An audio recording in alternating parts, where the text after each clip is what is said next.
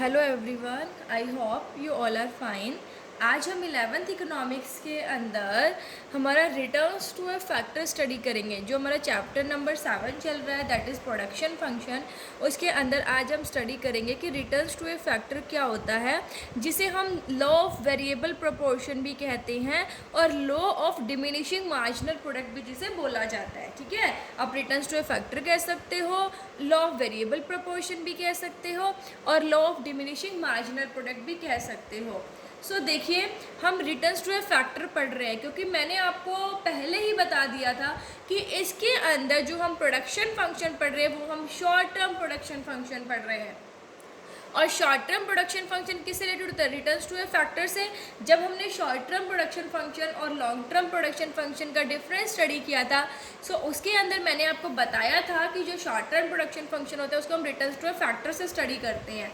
सो आज हम यही स्टडी करेंगे कि रिटर्न्स टू ए फैक्टर क्या होता है। ये मोस्ट इंपॉर्टेंट टॉपिक है। ठीक है, तो देखिए, लॉ ऑफ वेरिएबल प्रोपोर्शन भी जिसे कह सकते हैं हम, या रिटर्न्स टू ए फैक्टर भी कह सकते हैं। ये लॉ जो है वो बहुत इंपॉर्टेंट लॉ है। सो ये लॉ क्या कहता है? देखिए, this law states that as more and more of the variable factor is combined with the fixed factor। देखो, शॉर्ट टर्म प्रोडक्शन फंक्शन है, एक फैक्टर फिक्स रहता है और एक वेरिएबल रहता है। ठीक है, फिक्स फैक्टर को तो हम छेड़ ही नहीं सकते, वो तो बिल्कुल फिक्स्ड है, उसको तो हम ना बढ़ा सकते ना घटा सकते। चेंज किस में कर सकते हैं? अगर हमें अपना प्रोडक्शन बढ़ाना है, आउटपुट बढ़ाना है, तो वेरिएबल फैक्टर के अंदर। सो अब हम वेरिएबल फैक्टर को ही तो कंबाइन करेंगे ना फिक्स फैक्टर के साथ। तो क्या कहता है ये law? As more and more of the variable factor is combined with the fixed factor. जब हम ज़्यादा से ज़्यादा वेरिएबल फैक्टर को फिक्स फैक्टर के साथ कंबाइन करते हैं तो उस टाइम पर क्या होता है? Marginal product of the variable factor में इनिशियली राइज, कि जो वेरिएबल फैक्टर का जो मार्जिनल प्रोडक्ट है वो सबसे पहले बढ़ता है। फिर एक सिचुएशन ऐसी आती है कि जो मार्जिनल प्रोडक्ट है वो घटना स्टार्ट कर देता है, और इनफैक्ट एक स्टेज ऐसी आती है कि जो एमपी है, मार्जिनल प्रोडक्ट जो है वो जीरो हो जाता है या इवन नेगेटिव हो जाता है। हमने पढ़ा था कि मार्जिनल प्रोडक्ट क्या होता है कि एक एक्स्ट्रा जब हम वेरिएबल फैक्टर लगा रहे हैं, जो कि हमने लेबर लिया है, तो उससे कितना चेंज आ रहा है टोटल प्रोडक्शन के अंदर, है ना, वो होता है हमारा मार्जिनल। कि भाई हमने जब एक एक्स्ट्रा लगाया तो उससे हमारे टोटल प्रोडक्ट में चेंज कितना आया। ठीक है, वो होता है मार्जिनल। कि भाई मैं इस स्टेप के ऊपर खड़ी थी, अब मैंने इस स्टेप पे यहाँ पर स्टेप रखा तो मैंने कितने डिस्टेंस कवर की, इतना डिफरेंस हुआ ना।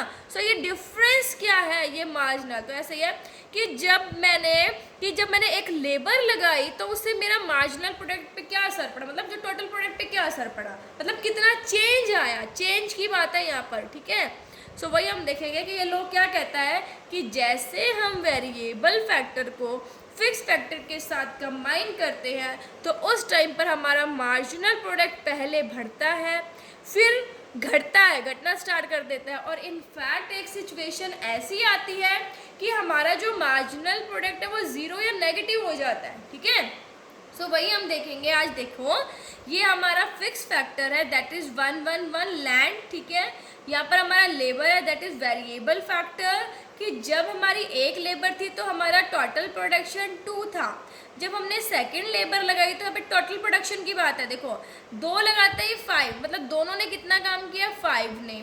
जब तीनों ने कितना काम किया? ये नहीं कि तीसरे ने अकेले ने 9 किया, नो, तीनों ने कितना किया? 9। फिर चारों ने कितना किया? 12 के अंदर ये 9, 5 ये सारे इंक्लूड है। ठीक है, मतलब चारों ने मिलकर की बात है भाई। 12 के अंदर 9 इंक्लूड है, 9 के अंदर 5 इंक्लूड है, 5 के अंदर 2 इंक्लूड है। पांचों ने मिलकर कितना काम किया? 14 का।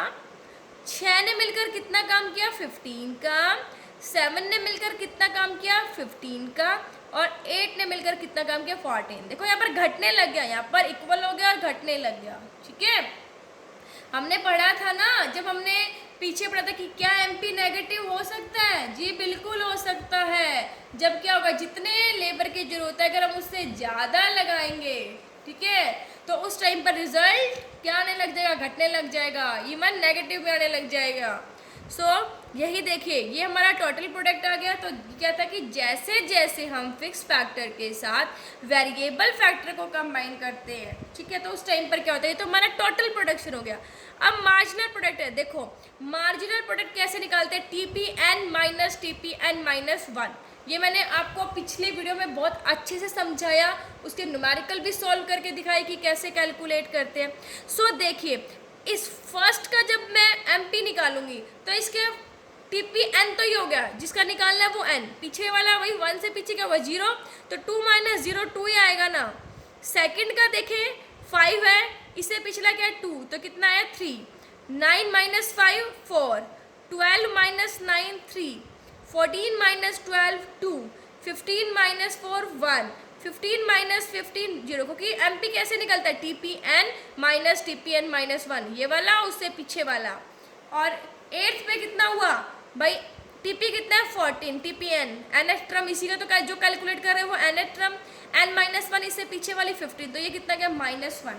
सो देखो बेटे कि जब हमने फिक्स फैक्टर के साथ वेरिएबल फैक्टर को कंबाइन किया तो हमारा मार्जिनल प्रोडक्ट पहले तो बढ़ा, देखो 2 3 4, उसके बाद घटना स्टार्ट कर दिया, 4 3 2 1 0, देन नेगेटिव हो गया, है ना।